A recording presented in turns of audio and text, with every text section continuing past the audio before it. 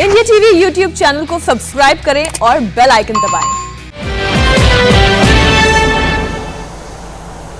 शुक्रिया रजत जी। पाकिस्तान के प्रधानमंत्री इमरान खान ने एक और यू टर्न ले लिया है। पाकिस्तान ने 15 दिन पहले जिस कट्टरपंथी संगठन पर प्रतिबंध लगाया था, उस बैन को हटाने के लिए इमरान सरकार ने कमेटी बना दी है। तरीके लब्बैक नाम के इसी संगठन ने 15 दिन पहले पूरे पाकिस्तान का चक्का जाम कर दिया था, पुलिस वालों को अगवा कर लिया था। तब इमरान खान ने वादा किया था कि वो तहरीके लब्बैक पर लगी पाबंदी वापस नहीं लेंगे, लेकिन एक बाय पोल में उनकी पार्टी हारी तो इमरान ने फौरन पलटी मार ली। तहरीक लब्बैक पाकिस्तान जीत चुकी है और ये अभी मामलात कर रहे हैं वहां पर। हम इंशाल्लाह भी सब मिलके वहां जाएंगे, वहां मौजूद रहेंगे। हम देखेंगे कि क्या क्या मामलात हो रहे हैं और खामखा के हमारे वोटों को काटा जा रहा है और हक तलफी की जा रही है। ये हक तलफी बहुत हुई है हमारे साथ, और जिन लोगों ने हमें कलअदम किया और जिन्होंने समझा ये कुछ भी नहीं है, अल्हम्दुलिल्लाह कौम ने आज उन सबको कलअदम करार दे दिया है।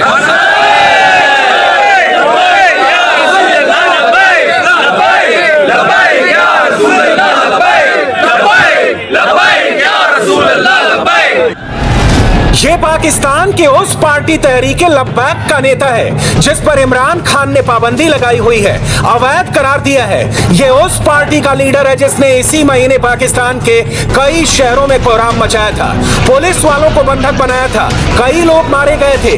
अब यही प्रतिबंधित कट्टर संगठन तहरीके लब्बैक चुनाव में जीत का खुला ऐलान कर रहा है, इमरान खान की सरकार को चैलेंज कर रहा है। जिन लोगों ने हमें कलअदम किया और जिन्होंने समझा ये कुछ भी नहीं है, अल्हम्दुलिल्लाह कौम ने आज उन सबको कलअदम करार दे दिया है।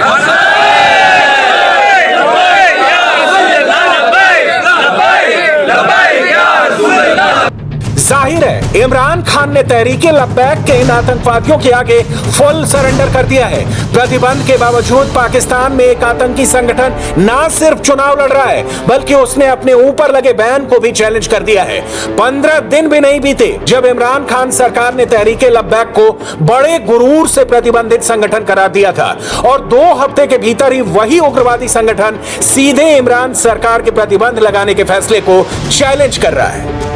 खबर यह है कि टीएलपी ने कलअदम करार देने के खिलाफ नजर सानी अपील दायर कर दी है। इस पर बात करते हैं हमारे नुमाइंदे जुल्करनैन हैदर से। जी जुल्करनैन। जी बिल्कुल, तहरीके लब्बैक पाकिस्तान ने अपनी नजरसानी अपील जो है वो वजारत दाखिला में जमा कराई है। वजारत दाखिला की जानिब से कहा गया था कि 30 दिन दिए गए हैं अपील के लिए कि उनको जो कलअदम करार दिया गया है वो इससे हवाले से अपील दायर कर सकते हैं। तो अब अपील दायर कर दी गई है और वजारत दाखिला ने इजलास भी तलब कर लिया है। कल इस इजलास होगा और इस पर नजरसानी की जाएगी कि इसको जो कलअदम करार दिया गया है क्या इस पर पाबंदी खत्म कर दी जाए या ये पाबंदी बरकरार रखी जाए। सितम जरीफी देखिए कि इमरान खान के जिस बड़बोले होम मिनिस्टर शेख रशीद ने बड़े जोर शोर से यह ऐलान किया था कि साहब तहरीके लब्बैक पर पाबंदी लगा रहे हैं, फाइनल कैबिनेट जा रही है, सुप्रीम कोर्ट में भी इमरान सरकार हलफ देगी। वही शेख रशीद अब एक ऐसी कमेटी के अध्यक्ष बन गए हैं जो उग्रवादी संगठन तहरीके लब्बैक पर पाबंदी पर फिर से विचार करेगी। जाहिर है ये पाबंदी तो हटनी ही है। वज़ीर दाखिला की ज़ेर सदारत कलअदम टीएलपी की नजरसानी दरखास्त पर इजलास। टीएलपी की नजरसानी की दरखास्त पर गौर कानूनी पहलुओं का जायजा लिया गया और वजारत दाखिला का सीनियर अफसरान पर मुश्तमिल 3 रुकनी कमेटी कायम करने का फैसला। बात करते हैं हमारे नुमाइंदे जुल्करनैन हैदर से। जुल्करनैन, इजलास में और क्या हुआ? बिल्कुल, गुज़श्ता रोज टीएलपी की जानिब से नजरसानी की दरखास्त दी के उनका नाम जो है वो लिस्ट से निकाला जाए दहशतगर्दी की, और जो कलअदम का नोटिफिकेशन है उसको मनसूख किया जाए। तो आज ये वज़ीर दाखिला शेख रशीद की ज़ेर सदारत मशावरती इजलास हुआ है और इस इजलास में जो टीएलपी की जानिब से दरखास्त दी गई है उसमें जो तमाम कानूनी पहलू है उसका जायजा लिया गया है और ये फैसला किया गया है कि वजारत दाखिला के सीनियर अफसरान पर मुश्तमिल 3 रुकनी कमेटी जो है वो तश्कील दी जाएगी जो इस दरखास्त का जायजा लेगी। शेख रशीद ने ही पहले तहरीके लब्बैक पर पाबंदी का ऐलान किया था। तब उनके साथी और इमरान सरकार के धार्मिक मामलों के मंत्री ये कहते फिर रहे थे कि तहरीके लब्बैक ने इस्लाम को बदनाम किया है। तहरीक लब्बैक ने एक एहतजाज का इंतहाई वायलेशन पर मुश्तमिल गैर मुनासिब रवैया अपनाया। बात तो करते हैं तहफ़्फ़ुज़ नामूस रिसालत की, बात तो करते हैं इश्क़ रसूल की, लेकिन जो उनके तर्ज तरीके और रविश है वो सुन्नत रसूल और उसवा नबवी के बिल्कुल मुखालिफ हैं। सवाल यह है कि जिस तहरीके लब्बैक पर पाबंदी लगाई थी, अब इमरान खान अचानक उसके प्रति इतने नरम क्यों हो गए? पहली बात तो यह कि इमरान खान को यू टर्न कप्तान कहा जाता है, जो अपनी कई बातों से मुकरते पलटते रहे हैं। तो जब तहरीके लब्बैक पर पाबंदी लगी थी, तब भी इमरान खान ने आकर उसकी मांग से इनकार कर दिया था। हालांकि इमरान ने तभी यह इशारा भी दिया था कि वो तहरीके लब्बैक पर पाबंदी से पलट ही जाएंगे। सुनिए तब इमरान खान ने तहरीके लब्बैक के बारे में क्या कहा था। टीएलपी का जो मकसद है वही मेरा मकसद है, सिर्फ हमारा तरीकाकार फर्क है। फ्रांस के एम्बेसडर को वापस भेजना फ्रांस में और उनसे सारे ताल्लुकात तोड़ देना, क्या उससे ये रुक जाएगा? इसके बाद किसी और यूरोपियन मुल्क में यही होगा, आजादी के राय पे नाम पे। इसका पहले तो कोई फर्क नहीं पड़ना लगा फ्रांस को। पाकिस्तान को क्या फर्क पड़ेगा कि बड़ी मुश्किलों से हमारी माईशत उठ रही है।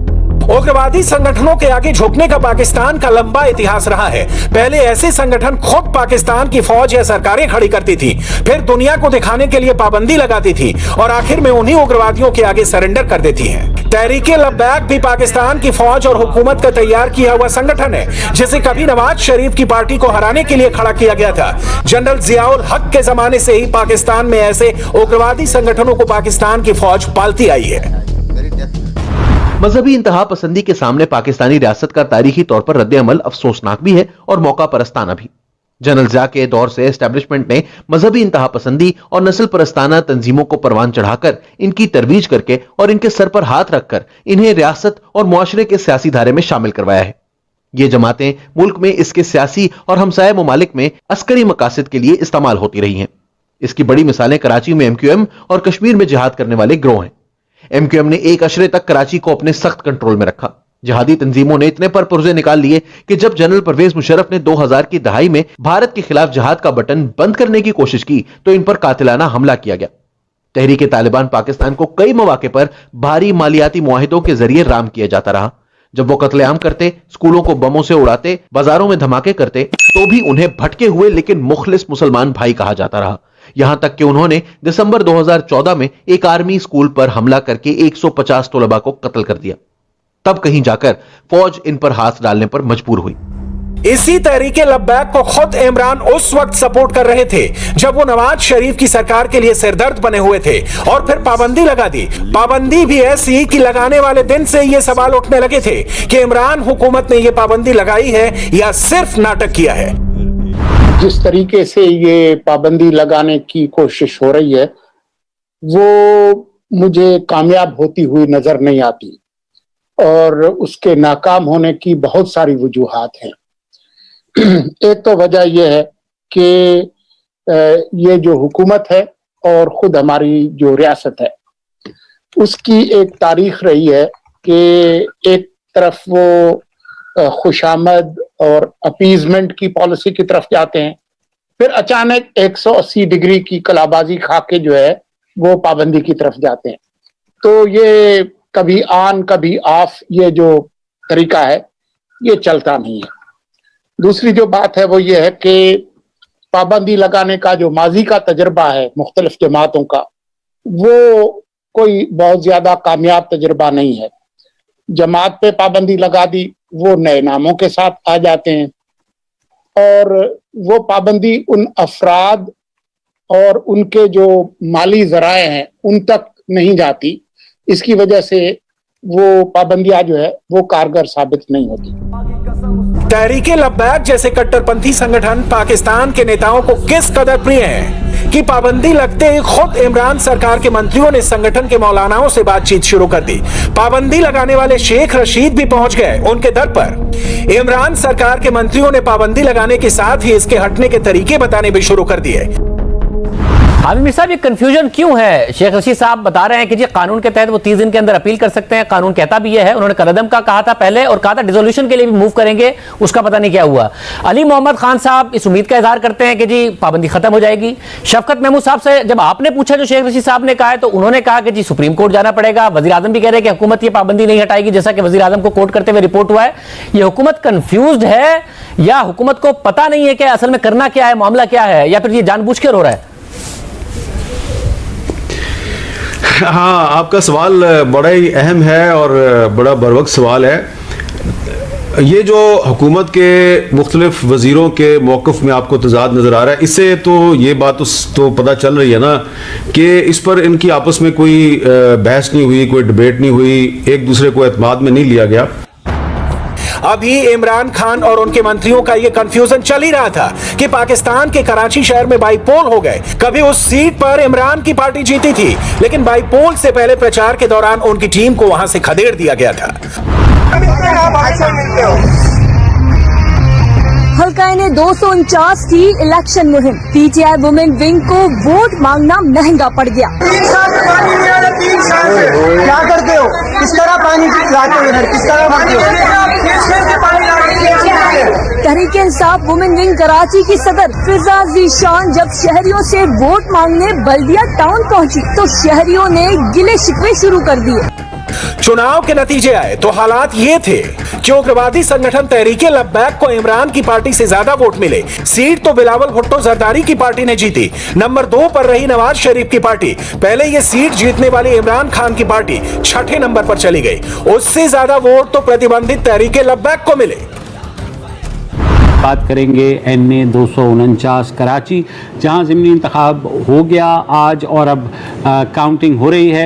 मुतज़ाद इत्तलात हैं। दोनों बड़ी जो अपोजिशन जमातें हैं, पाकिस्तान पीपल्स पार्टी और पाकिस्तान मुस्लिम लीग नून, उनकी तरफ से दावा किया जा रहा है कि वो ये इलेक्शन जीत रहे हैं। TLP जो कि कलअदम तंजीम है मगर इलेक्शन कमीशन में रजिस्टर्ड है, वो उनका कैंडिडेट भी आगे है। सबसे ज़्यादा जो सरप्राइजिंग बात यह है कि ये सीट जो थी वो PTI की थी। बस इसी के बाद इमरान सरकार के कट्टरपंथ समर्थक मंत्री एक्टिव हो गए। कमेटी बनने की बातें होने लगी। TLP पर पाबंदी हटने की चर्चाएं होने लगी। हालांकि पाकिस्तान के कई पत्रकार पहले ही तहरीके लब्बैक पर पाबंदी को लेकर इमरान सरकार पर निशाना साध रहे थे। सबका एक सुर से कहना था कि ये इमरान खान ही थे जिन्होंने अपने सियासी फायदे के लिए इस कट्टरपंथी दानव को तैयार किया था। कहा जाता है कि एक आला सिक्योरिटी ओहदेदार ने मुज़ाकरात करते हुए अमली तौर पर तहरीके लब्बैक के रहनुमाओं को घुटनों को हाथ लगाया, जो कि आजिजी और इनकसारी का इजहार है, और इस्लामाबाद मार्च मंसूख करने की इल्तिजा की। जब 2 साल पहले तहरीके लब्बैक ने इस्लामाबाद की तरफ मार्च किया था तो सूरत हाल इसके बिल्कुल बरक्स थी। इसका एहतजाज वफाकी वजीर कानून जाहिद हामिद का इस्तीफा लेने में कामयाब हुआ। वजीर मौसूफ पर एक हलफनामे में तब्दीली का इल्जाम था। इसके बाद एहतजाजी मुजाहिरीन रियासत के एक बावर्दी अफसर से नकद रकम लेकर मुंतशिर हो गए। हमें हालात की सितम ज़रीफी याद रखनी चाहिए। ये वही उग्रवादी संगठन है जो पूरे पाकिस्तान को हिंसा की आग में झोंक रहा था। तहरीके लब्बैक ने पाकिस्तान सरकार की ताकत को खुला चैलेंज दिया था। तब इमरान सरकार रियासत यानी स्टेट की पावर दिखा रही थी, लेकिन पाकिस्तान के लोगों को विश्वास था कि इमरान खान एक बार फिर जू टर्न लेने वाले हैं। वो तहरीके लब्बैक से ज्यादा दिन तक नाखुश नहीं रह सकते। तहरीके लब्बैक या रसूलुल्लाह को भी सियासी अमल से बाहर निकालने का उसी तरह फैसला हुआ है जिस तरह 2018 में इनको सियासी अमल में लाने का फैसला हुआ। तहरीके लब्बैक के साथ ये जो कुछ हुआ, ये कोई बड़ी अनहोनी बात नहीं थी। ये कोई बड़ी अनहोनी बात नहीं थी। तहरीके लब्बैक से जो काम लेना था उसको नवाज शरीफ के खिलाफ मोबिलाइज करके और जो मकसद हासिल करना था वो हासिल कर लिया गया। और अब चूंकि बेनथे बैल की तरह तहरीके लब्बैक अब अपने किसी हकीकी ग्राउंड पर खड़े लीडर से भी महरूम है, तो जाहिर है कि इनके कारकुनों का बेजा हरकतों में पड़ना और इनके कारकुनों का अवाम की जिल्लत और रुसवाई का सबब बनना, ये बिल्कुल एक लॉजिकल बात थी। ये बिल्कुल एक लॉजिकल बात थी।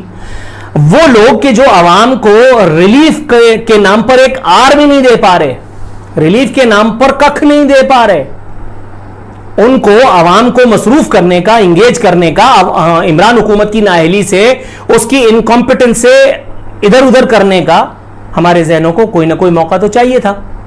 सो वो मौका इन्होंने ढूंढा इस एक वक्त में साद रिजवी को गिरफ्तार करके। साद रिजवी को गिरफ्तार करने की वजह कोई भी बनी हो, मैं ये पूछना चाहूंगा कि उसे एक धरने में जिसके स्पॉन्सर हमारे कौमी इदारे थे, उस एक धरने में वो फौजी ऑफिशियल क्या अपनी इंडिविजुअल कैपेसिटी में खड़ा होकर के हजार रुपए के नोट तकसीम कर रहा था? जवाब है बिग नो।